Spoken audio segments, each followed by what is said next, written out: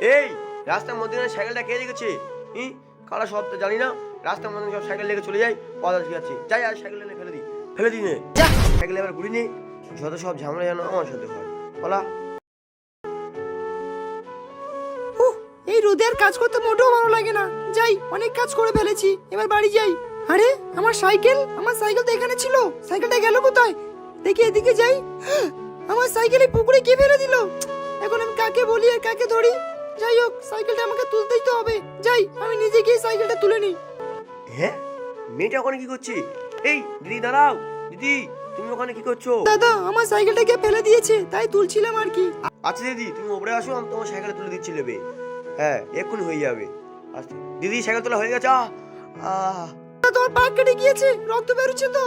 না না দিদি, এটা আমার আগে একটা কাটা ছিল, সেখানে একটু লেগেছে, তাই রক্ত বেরোচ্ছে।